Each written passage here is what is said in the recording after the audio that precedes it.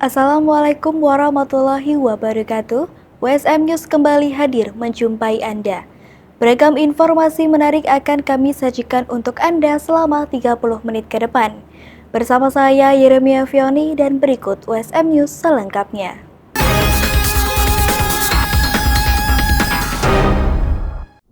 Pemerintah Kota Semarang terus memperluas sosialisasi layanan digital kepada masyarakat.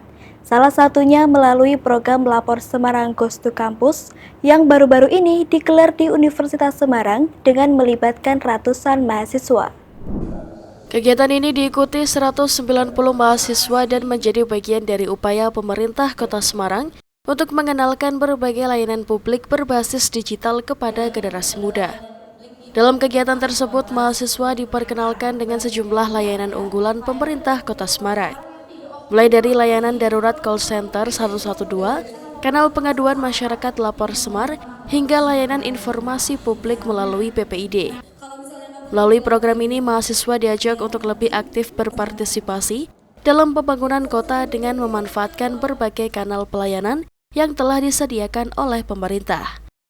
Kami dari WSM sangat berterima kasih karena diberikan kepercayaan ya untuk diselenggaranya kegiatan Lapor Semarang Goes to Campus. Tentunya tadi sambutan dari Bapak Kepala Dinas Kominfo bahwasanya sekarang ini di dalam genggaman HP itu semuanya bisa ibaratnya kita bisa memberikan. Kalau kita butuh sesuatu yang darurat misalnya tinggal telepon 112. Nah, kemudian juga ada portal atau yang bisa di-download di aplikasi Play Store di mana semua terkait dengan Kota Semarang ada di situ semua. Selain mengenalkan layanan publik, kegiatan ini juga diharapkan dapat meningkatkan kepedulian mahasiswa terhadap kondisi di lingkungan sekitar, termasuk dalam menyampaikan aspirasi, pengaduan, maupun saat menghadapi situasi darurat. Kegiatan ini menjadi salah satu bentuk pendekatan pemerintah kepada masyarakat, khususnya kalangan mahasiswa agar semakin mengenal dan memanfaatkan layanan yang tersedia. Kami mengucapkan terima kasih banyak kepada pihak Universitas Semarang yang telah memberikan ruang berkolaborasi dengan pemerintah Kota Semarang, khususnya pada kegiatan pada pagi hari ini, di mana kita melaksanakan kegiatan Lapor Semarang Goes to Campus. Pemerintah Kota Semarang, khususnya Diskominfo Kota Semarang, melaksanakan Lapor Semarang Goes to Campus.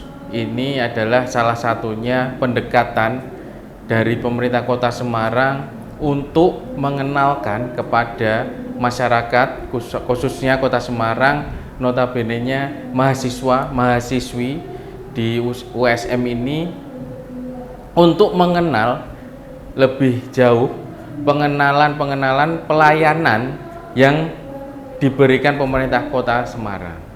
Salah satunya yaitu layanan kedaruratan call center 112.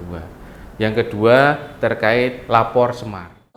Antusiasme peserta juga terlihat sepanjang kegiatan berlangsung. Mahasiswa aktif mengikuti sesi diskusi, mengajukan pertanyaan, serta memberikan berbagai masukan kepada pemerintah Kota Semarang. Melalui program Lapor Semarang Goes to Campus ini, pemerintah Kota Semarang berharap informasi mengenai layanan publik digital dapat semakin luas diketahui masyarakat dan memberikan manfaat yang lebih besar bagi warga Kota Semarang. Timnas Indonesia U19 memastikan langkah ke semifinal ASEAN Boys Championship 2026. Garuda Muda sukses mengalahkan Vietnam 2 gol berbanding 1 dalam laga grup A di Stadion Utama Sumatera Utara, Deli Serdang. Bermain di hadapan pendukung sendiri, Garuda Muda langsung mengambil inisiatif serangan sejak menit-menit awal pertandingan. Dominasi Indonesia akhirnya membuahkan hasil pada menit ke-12. Reno Salampesi sukses mencetak gol pembuka setelah memanfaatkan kemelut di depan area penalti Vietnam. Gol tersebut membuat Indonesia unggul 1 gol tanpa balas. Setelah unggul, Indonesia tetap tampil menekan dan beberapa kali mengancam pertahanan lawan. Sementara Vietnam kesulitan mengembangkan permainan hingga babak pertama berakhir dengan keunggulan Indonesia 1-0. Memasuki babak kedua, Vietnam tampil lebih agresif dan mencoba mengambil alih permainan. Indonesia memilih bermain lebih rapat untuk menjaga keunggulan. Sejumlah peluang Vietnam berhasil digagalkan lini pertahanan Indonesia. Namun pada menit ke-74, Kwok Kan Nguyen mampu menyamakan kedudukan menjadi 1-1. Setelah skor imbang, Indonesia meningkatkan intensitas serangan. Pertandingan pun berlangsung semakin sengit hingga memasuki masa injury time. Pada menit ke-90+2, Indonesia mendapat hadiah penalti setelah terjadi pelanggaran di kotak terlarang Vietnam. Evandra Florasta yang maju sebagai eksekutor sukses menuntaskan tugasnya dan membawa Indonesia kembali unggul. Skor 2-1 bertahan hingga peluit akhir pertandingan dibunyikan. Kemenangan ini memastikan timnas Indonesia U19 lolos ke semifinal sebagai juara grup A dengan raihan 9 poin sempurna dari 3 pertandingan. Gempa bumi berkekuatan magnitudo 7,7 mengguncang wilayah Laut Sulawesi pada Senin pagi. Menyusul gempa tersebut, BMKG mengeluarkan peringatan dini tsunami untuk sejumlah wilayah di Sulawesi, Maluku Utara, dan Kalimantan Timur. Gempa bumi tektonik berkekuatan magnitudo 7,7 terjadi pada Senin pagi pukul 6.37 WIB. Berdasarkan data BMKG, epicenter gempa berada di Laut Sulawesi, sekitar 236 km barat Laut Tauna, Kabupaten Kepulauan Sangihe, Sulawesi Utara. Gempa terjadi pada kedalaman 105 km dan langsung memicu peringatan dini tsunami di sejumlah wilayah yang berpotensi terdampak. BMKG menetapkan sejumlah daerah dalam status siaga, diantaranya Minahasa, Kota Manado, Minahasa Utara, Minahasa Selatan, Bolang Mongondo, Kepulauan Sangihe, Gorontalo, Kepulauan Talaut, Buol, Toli-Toli, Donggala, Kota Palu, Kota Pitung, hingga Kota Ternate. Sementara itu, sejumlah daerah lainnya masuk kategori waspada seperti Kota Tidore, Halmahera, Halmahera Utara, Bolongan, Nunukan, Kutai Timur, Kota Tarakan, Kota Bontang, dan Berau. BMKG mengimbau pemerintah daerah dan masyarakat di wilayah yang berstatus siaga untuk segera melakukan evakuasi ke tempat yang lebih tinggi dan aman. Sedangkan masyarakat di wilayah berstatus waspada diminta menjauhi kawasan pantai serta tidak melakukan aktivitas di tepi pantai maupun tepian sungai. Hasil pemodelan menunjukkan bahwa gempa bumi ini berpotensi tsunami dengan status siaga di Minahasa, Bolang Mongondo, Kota Manado, Minahasa Utara, Minahasa Selatan, Buol, Kepulauan Sangihe, Gorontalo, Kepulauan Talaut, Kepulauan Minahasa, Toli-Toli, Kota Palu, Donggala, Kota Ternate, Kota Bitung, dan status waspada di Kota Tidore, Bulungan, Nunukan, Halmahera, Kota Tarakan, Halmahera Utara, Kutai Timur, Minahasa Selatan, Kota Bontang, dan Berau. Rekomendasi sebagai arahan daerah terancam dengan status ancaman untuk siaga yang sudah saya sebutkan tadi, daerahnya, agar menjauhi pantai menuju tempat aman yang lebih tinggi. Untuk status ancaman waspada, diharapkan untuk menjauhi pantai, untuk tidak melakukan aktivitas di pinggir pantai dan di tepian sungai. Guncangan gempa juga dirasakan di sejumlah wilayah Maluku Utara, seperti Morotai, Halmahera, Batang 2, Kota Ternate, dan Kota Tidore. Getaran dilaporkan berada pada skala intensitas 3 hingga 4 mmi, yang dirasakan cukup kuat oleh masyarakat di dalam rumah. Hingga saat ini belum terdapat laporan kerusakan maupun korban akibat gempa bumi tersebut. Namun BMKG terus melakukan pemantauan dan mengingatkan masyarakat untuk tetap tenang serta mengikuti informasi resmi dari pemerintah dan otoritas terkait. Selain itu, hingga pukul 7 pagi WIB, BMKG mencatat telah terjadi satu gempa susulan atau aftershock dengan magnitudo 6,7 pasca gempa utama yang mengguncang Laut Sulawesi. Kota Tarakan, Halmahera Utara. Perhutani Kesatuan Pemangkuan Hutan atau KPH Purwodadi melakukan sosialisasi dan penandatanganan perjanjian kerjasama tanaman jagung kepada lembaga masyarakat desa hutan yang disingkat LMDH di wilayah kelola bagian Kesatuan Pemangkuan Hutan Purwodadi Grobogan. Kesatuan Pemangkuan Hutan KPH Purwodadi melakukan penandatanganan perjanjian kerjasama kemitraan kehutanan perhutani atau KKP Agroforestry Jagung tahun 2026 dengan 14 lembaga masyarakat desa hutan yang disingkat LMDH di wilayah kerja KPH Purwodadi. Hadir dalam kegiatan Administrator KPH Purwodadi Untoro Trikurniawan, didampingi Wakil Administrator Henry Kristiawa, segenap tim kemitraan serta 14 ketua LMDH yang mendapat persetujuan kerjasama kemitraan kehutanan. Kepala Administrator KPH Purwodadi Untoro Trikurniawan dalam sambutannya menyampaikan harapan agar hak dan kewajiban masing-masing pihak dapat dilaksanakan dengan baik sehingga ke depan tidak timbul permasalahan. Ini penandatanganan PKS Pak, Agroforestry Jagung. Untuk memperkuat Pak, itu biasa untuk perjanjian. Itu kan PKS kan perjanjian kerjasama Agroforestry Jagung. Kalau tidak ada perjanjian kan kita tidak bisa melaksanakan tugas. Rata-rata setengah itu di sela-sela tanaman pokok. Diharapkan ya kan kita bisa mendapatkan hasil yang lebih baik, dan kebetulan dari LMDH sendiri juga berusaha masalah pupuk itu juga kita memberi kerjasama dengan pihak petani. Kegiatan pagi ini kita melakukan penandatanganan PKS Agroforestry Jagung dengan LMDH di wilayah perhutani KPH Purwodadi. Estimasi dari luasan 476 hektar itu sekitar 1.500 ton. Tanaman jagung ini ditanam di sela-sela tanaman pokok ataupun tanaman muda. Hasilnya diperkirakan karena ini di tanah hutan ya 2 ton sampai 3 ton per hektar. Ya, kami berupaya memang untuk pemasaran bersama dengan dinas terkait agar harganya bisa sesuai dengan harga pasar. Jagung ini merupakan salah satu upaya perhutani dengan masyarakat mendukung program ketahanan pangan yang dicanangkan oleh pemerintah.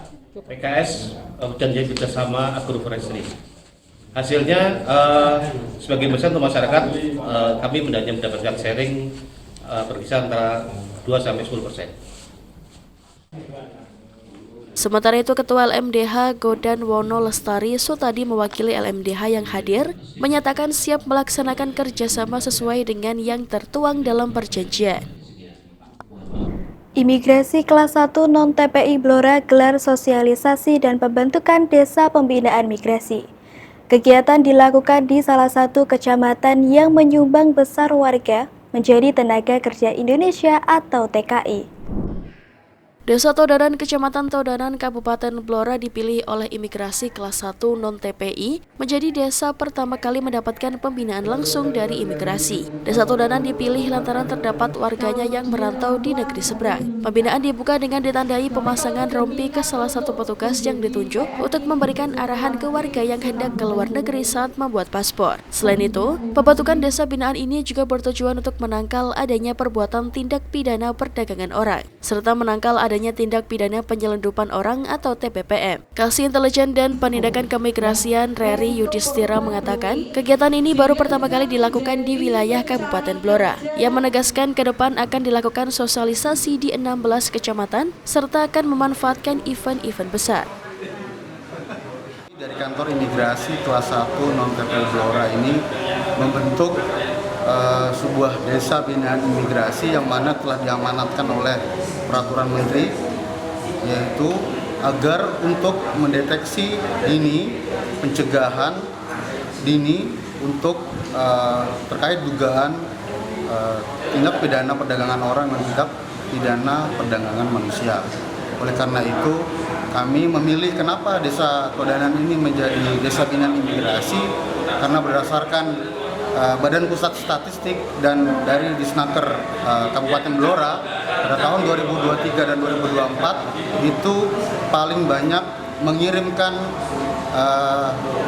calon pekerja migran Indonesia ke luar negeri.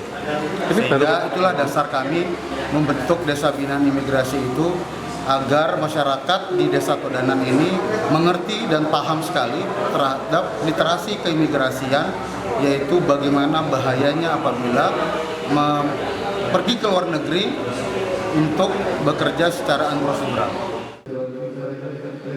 Rari mengaku sangat senang dengan antusias peserta yang dari kepala desa sekitar. Mereka nampak saling bergantian mengajukan pertanyaan ke pihak imigrasi Blora. Diharapkan kegiatan ini masyarakat jadi mengerti jika di Kabupaten Blora sudah terdapat kantor imigrasi. Pasar Antik Kota Lama Semarang menjadi salah satu yang menawarkan pengalaman berbeda bagi wisatawan. Tak hanya menjadi tempat jual beli barang lawas, pasar ini juga menyimpan berbagai cerita sejarah yang masih terjaga hingga sekarang. Berikut liputannya untuk Anda. Di tengah modernisasi, Pasar Antik Kota Lama di Kota Semarang, Jawa Tengah masih tetap eksis berdiri. Belasan pedagang menjual berbagai barang bersejarah yang tidak bisa ditemukan di tempat lain. Apa saja barang kuno yang dijual di Pasar Antik Kota Lama? Berikut laporan Jovan Sakti dan tim. Selamat malam pemirsa, saya sekarang berada di Pasar Antik Kota Lama Semarang. Di sini saya akan bertanya-tanya kepada pengelola, pengunjung, dan pedagang. Dan kira-kira apa aja sih yang ada di Pasar Antik Kota Lama Semarang ini? Dan apa sih tantangan pedagang pasar antik dalam menarik minat seseorang, terutama kalangan muda? Yuk kita intip keseruannya. Inilah pasar antik yang berada di Kota Lama Semarang, yang berada di Jalan Letnan Suprapto nomor 23 Orton, Tanjung Mas, Semarang Utara, Kota Semarang. Tepatnya di belakang Gereja Bleduk. Pasar yang berdiri sejak tahun 2014 ini sampai sekarang masih menjual berbagai fragmen bersejarah seperti uang koin, setrika tembaga, radio, mesin ketik, poster film, dan masih banyak lagi. 36 pedagang di pasar antik mulai berjualan setiap hari dari pukul 10 pagi hingga pukul 9 malam. Salah satunya Frans Wijaya. Ia sudah berjualan 12 tahun yang lalu atau sejak pasar antik berdiri. Frans mengaku pasar antik Kota Lama awalnya hanya berupa tenda di dekat Taman Sri Gunting. Namun sejak 2019 pemerintah Kota Semarang menempatkan mereka di dalam gedung ini. Menurut Frans, pasar antik ini sudah berdiri sejak tahun 2014 dan kini sudah berjualan 12 tahun dan melewati fase di mana pedagang pecah menjadi dua selama 3 tahun. Hingga di tahun 2019, pedagang disatukan kembali dan menempati gedung hingga saat ini. Kalau harapan kedepannya itu kalau bisa selalu ada di kawasan Kota Lama, karena kan kita sebagai cikal bakal meramaikan Kota Lama Semarang. Karena kan waktu itu kan kita pertama kali itu meramaikan Kota Lama Semarang, tanpa didukung oleh pihak-pihak yang lainnya. Setiap hari ada sekitar 25-50 pengunjung yang datang dari berbagai daerah. Frans menyebut omset yang didapat bisa mencapai 15-25 juta. Para pengunjung biasanya datang akhir pekan atau hari libur. Mereka ada yang sudah mengincar barang-barang antik tertentu seperti uang logam, gelas, atau hanya sekedar melihat-lihat. Ini pertama kali kesini atau sudah sering? Kalau untuk ke pasar antik ini aku baru pertama kali ya kebetulan di sini.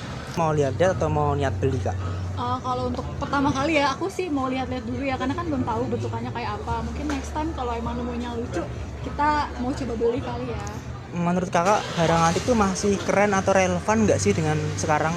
Kalau untuk relevan sebenarnya dengan dunia modern ini ya mungkin kurang. Cuman untuk mungkin ada pencinta-pencintanya juga ya, secara khusus yang senang-senang barang antik gitu tuh pasti punya apa ya, kesenangan secara khusus sih menurutku. Jadi tetap akan ada peminatnya dan nggak akan pernah mati sih menurutku. Kira-kira nih Kak, andai kata misalkan beli itu untuk koleksi atau mau dipakai gitu Kak? Kalau dari aku sih sebenarnya tergantung ya, ada yang emang untuk koleksi, ada juga yang untuk dipakai. Tadi aku sih sebenarnya tertarik di piring. Kalau menurutku sih pengen aku pakai juga ya, kan ngapain ya kalau kita beli nggak dipakai juga. Kalau menurutku tetap kita harus utamakan yang bisa kita pakai sih teman-teman kayak gitu. Oke Kak, terima kasih ya Kak ya. Oke, sama-sama. Sekian liputan hari ini. Saya Jovan Sakti mengabarkan dari Pasar Antik Kota Lama Semarang. Sampai jumpa.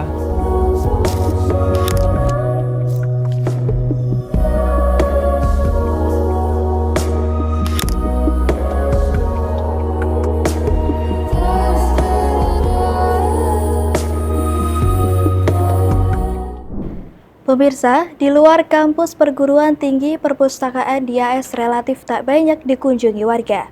Tapi bagi sejumlah perpustakaan umum, ini menjadi kesempatan untuk mempertahankan relevansi mereka, yaitu dengan alih guna perpustakaan untuk melayani kebutuhan lain bagi komunitas yang membutuhkan. Selengkapnya dilaporkan tim VOA dari Washington DC. Informasi ini sekaligus menutup perjumpaan kita hari ini. Saksikan terus USM News hanya di USM TV. Saya Yeremia Fiori dan seluruh kru yang bertugas pamit undur diri. Terima kasih. Wassalamualaikum warahmatullahi wabarakatuh. Perpustakaan umum di Kansas City, negara bagian Missouri, dulu menjadi pusat aktivitas warga, terutama untuk menanamkan kegemaran membaca pada anak-anak. As a kid, I've always had a love for the library. My mother would take us on a bus and during the summertime and pick out books to read. It was a pastime, the library system, and so it's always been dear to me. Kini, Nikki adalah pendiri Nikki Fit yang mengadakan kelas olahraga gratis bagi warga sekitar. When I started my fitness business, to be able to come around full circle and service the community with fitness programs in the public library, something kind of unheard of when we really started. I don't know, it feels great. I love serving my community.